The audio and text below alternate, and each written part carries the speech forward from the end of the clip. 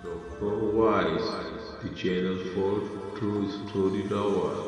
ایک سیدھے سادے بہادر نوجوان کی بھیانک کہانی جو انجانے میں ایک خطرناک عامل سے ٹکرا گیا اور اس کے بعد اس کی زندگی نا ختم ہونے والے مصائب کا شکار ہو گئی۔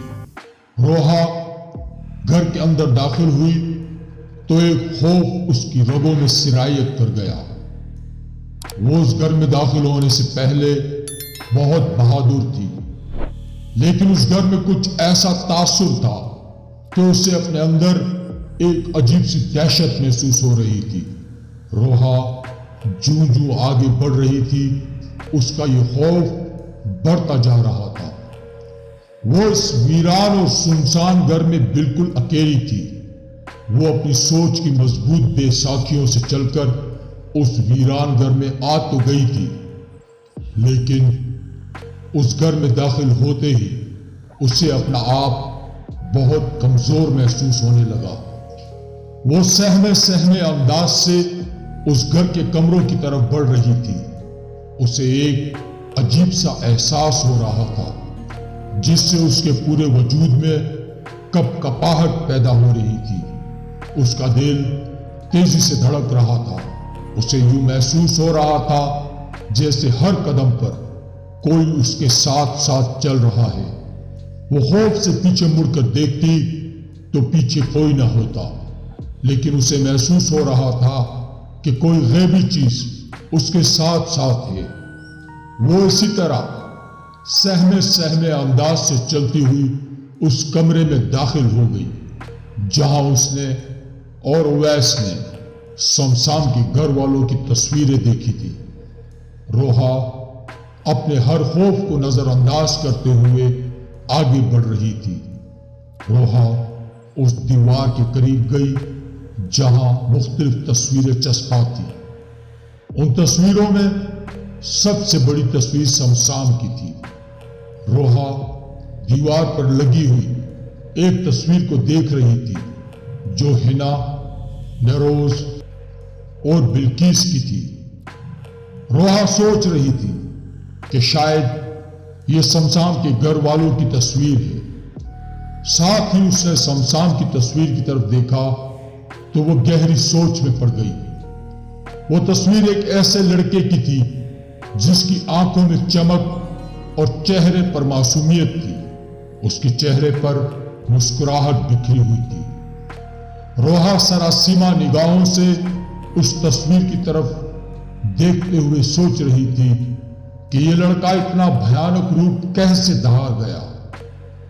ابھی وہ اپنی سوچوں میں غلطاں تھی کہ یکایک گرم ہوا کے ایک شدید جھونکے سے اس کا پورا وجود کانپ اٹھا۔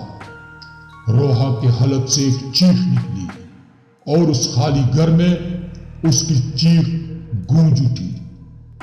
وہ ڈری ڈری نظروں سے ادھر ادھر دیکھنے لگی، لیکن اس کمرے میں کچھ دکھائی نہیں دے رہا تھا۔ سنسناہٹ سے اس کا پورا وجود سرد ہو کر رہ گیا۔ اسے یوں محسوس ہو رہا تھا جیسے کوئی بہت قریب ہے لیکن دکھائی نہیں دے رہا۔ اس کا حلق خشک ہو گیا۔ اس کے دل کو گھبراہٹ محسوس ہو رہی تھی۔ روحا پانی کے لیے ترس رہی تھی، لیکن خالی گھر میں پانی کی توقع نہیں کی جا سکتی تھی۔ وہ سہمی ہوئی آنکھوں سے ارد گرد دیکھ رہی تھی کہ کہیں اسے پانی نظر آ جائے کہ ایک دم اسے ڈریسنگ ٹیبل کے پاس پانی سے بھرا ہوا جگ اور گلاس نظر آیا۔ روحا نے پانی دیکھا تو اس نے یہ بھی نہ سوچا کہ نہ جانے کب سے یہ جگ یہاں پڑا ہے۔ وہ تیزی سے جگ کی طرف بڑھی اور کانپتے ہاتھوں سے پانی گلاس میں ڈالنے لگی۔ اس نے پانی سے بھرے گلاس کو تیزی سے منہ سے لگا لیا اور ایک ہی سانس میں سارا پانی پی گئی۔ اس نے پانی پی کر گلاس ڈریسنگ ٹیبل پر رکھا ہی تھا کہ ایک دم وہ گلاس اور جگ اپنی جگہ سے غائب ہو گئے۔ روحا الٹے قدموں سے چلتے ہوئے اس ڈریسنگ ٹیبل سے پیچھے ہٹ گئی۔ ابھی وہ خوف کے احساسات سے سہمی ہوئی تھی کہ ایک دم اس کی آنکھیں پھٹی کی پھٹی رہ گئی۔ اس کی آنکھوں کے سامنے کمرے کے درمیان میں فرش پر ایک آگ سی بھڑک اٹھی۔ وہ آگ کیا بھڑکی کہ پورے کمرے کی فضا میں دہشت سرایت کر گئی۔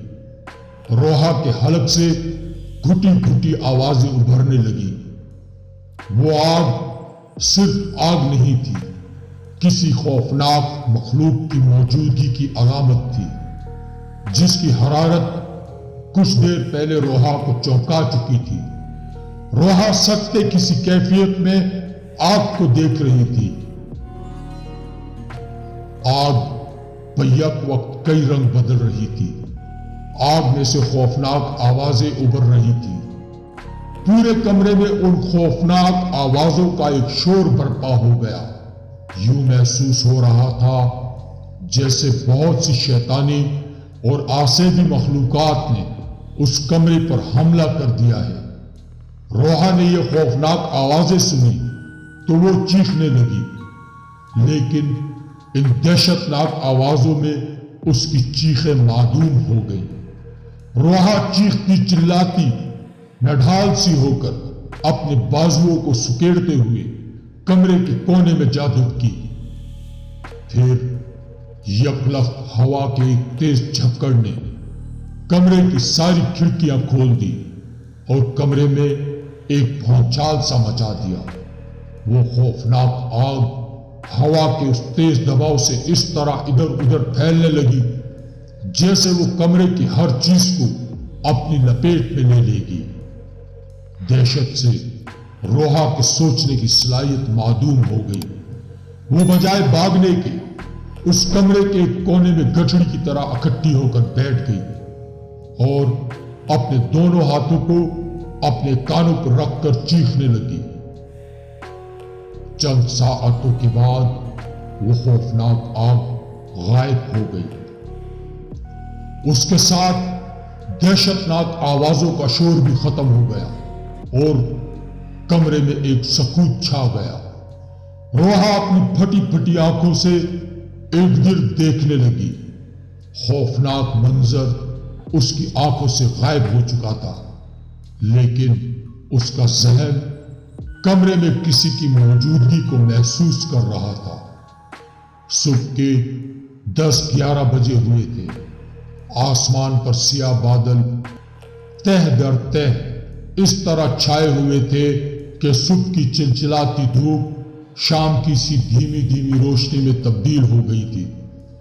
تھوڑی ہی دیر میں بادل ایک خوفناک آواز کے ساتھ گرجنے لگے اور پھر ان کی گرج کے ساتھ ساتھ روح کو ہلا دینے والی آسمانی بجلی بھی شامل ہو گئی، جس نے پوری فضا کو ہولناک بنا دیا۔ روحا پہلے ہی ہر قدم دل کو تھام تھام کے رکھ رہی تھی۔ اس خوفناک موسم نے اس کی دہشت کو مزید بڑھا دیا۔ روحا کو یوں محسوس ہو رہا تھا جیسے اس کے ہر قدم پر کوئی اس کے ساتھ ہے۔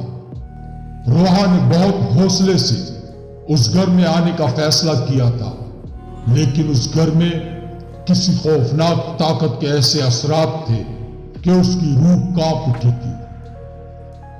جس دیوار پر سمسام کی تصویر چسپا تھی، اس کے قریب پڑے ہوئے ایک شیلف کے اوپر ایک ڈائری پڑی نظر آئی۔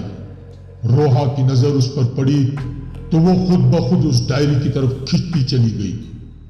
روحا اس ڈائری کے قریب گئی تو ڈائری کے قریب ہی ایک پین پڑا ہوا تھا۔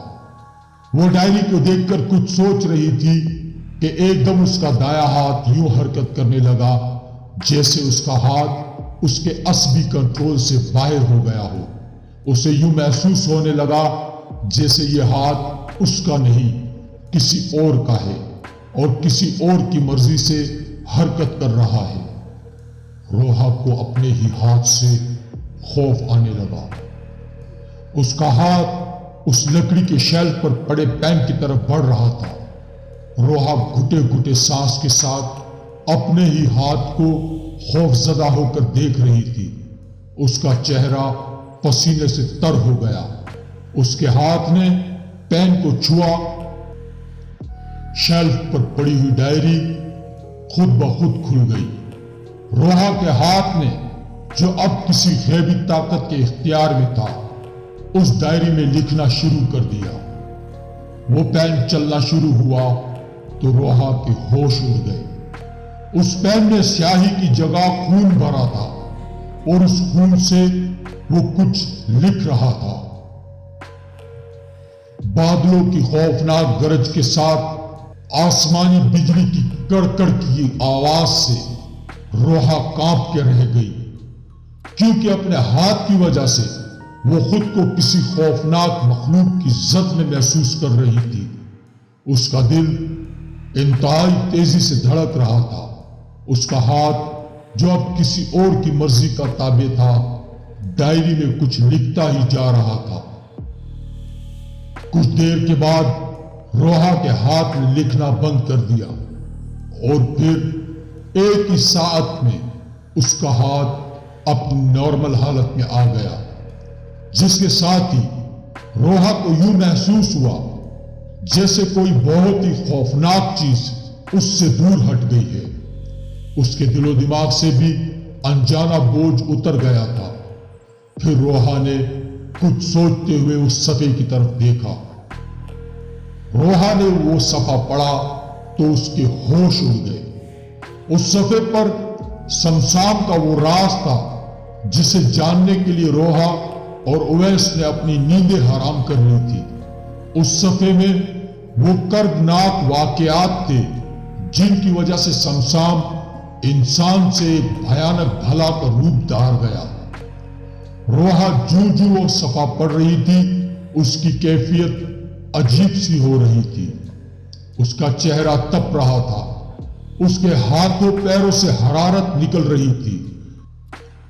तमाम खौफनाक वाकयात की हकीकतों ने एक सफ़े में सिमटकर रोहा के दिलो दिमाग में एक भौचाल सा मचा दिया। उसे अब मालूम हो गया था कि घनश्यामी अपने भगवान को पूजने वाला पंडित नहीं, बल्कि शैतानी और तागूती ताकतें रखने वाला एक ऐसा जादूगर है जो आसेबों और गंदी आत्माओं को खुश करने के लिए हर 6 माह के बाद इंसानी खून की बलि देता था। रोहा ने वो सब कुछ भी पढ़ लिया कि किस तरह घनश्यामी ने शमशाम के घर के अफराद को अपने जुल्म का निशाना बनाया और किस तरह शमशाम ने एक खौफनाक अमल से खुद को जिंदा जला के रात का ये भयानक रूप इख्तियार किया था। रोहा का दिल घबराने लगा था, उसकी आंखें दहकने लगी। ये भयानक हकीकतें इतनी कर्बनाक थी कि रोहा को एक अजीब सी घुटन हो रही थी। रोहा ने उस सफ़े की तरफ देखते हुए सोचा कि वो इस सफ़े को लेकर यहां से जल्दी से निकल जाए, लेकिन ये देखकर वो साकित होकर रह गई कि उस सफ़े पर लिखे हुए हरूफ उसकी आंखों के सामने गायब हो गए। रोहा ने सरासीमा नजरों से इर्द गिर्द देखा। अब वो एक बार फिर इस कमरे में किसी की मौजूदगी को महसूस कर रही थी। अब रोहा के तासुरात पहले से बहुत मुख्तलिफ थे। शमशाम के इतने भयानक रूप देखने के बावजूद उस सफ़े ने रोहा की सोच का रुख ही बदल दिया। शमशाम की जात अब उसके लिए किसी दहशत का सबब न रही। वो खुद में और शमशाम में कोई ताल्लुक उस वक्त भी महसूस करती थी जब उसके जहन में शमशाम का खाका एक दहशतनाक भला के अलावा और कुछ न था। लेकिन अब जब शमशाम ने उसे अपनी जिंदगी की एक तल्ख हकीकत में शरीक कर लिया तो उसे महसूस होने लगा कि शमशाम के और उसके ताल्लुक में कोई गहराई है। उस सफ़े की आखिरी चंद लाइनें गूंज रही थी। मेरी ये सोच थी कि मैंने घनश्यामी से उसकी हर खुशी, हर मोहब्बत इस तरह छीननी है जिस तरह उसने मुझसे मेरी सारी खुशियां और सारी मोहब्बतें छीनी। अपनी शैतानी ताकतें बढ़ाने के लिए इंसान की बलि देने वाले शख्स को भी पता चले कि जब कोई अपना बिछड़ता है तो उसका गम कैसा होता है। एक भयानक रूप लेने के बाद मेरे इंसानी जज्बे शैतानी और तागूती ताकतों में बदल जाते हैं और मैं किस तरह किसी को खत्म करता हूं मुझे कुछ इल्म नहीं होता। हां, सहरा में ये इंसानी जज्बे मुझे इस बात का एहसास दिलाते हैं कि मैं इंसानी रूह हूं और मैं इस सहरा में माजी की तल्ख और कर्बनाक यादों के साथ भटकता रहता हूं। मैं तुमसे एक बार फिर मिलूंगा। रोहा की नजरें फजा में भटक रही थी। वो चाहती थी कि शमशान किसी न किसी रूप में एक बार फिर उसके सामने आ जाए, लेकिन शायद वो कोई खास वक्त था जब शमशान ने उसके सामने आना था, उससे एक बार और मिलना था। खौफ और दहशत से भरपूर इस कहानी का सिलसिला अभी जारी है।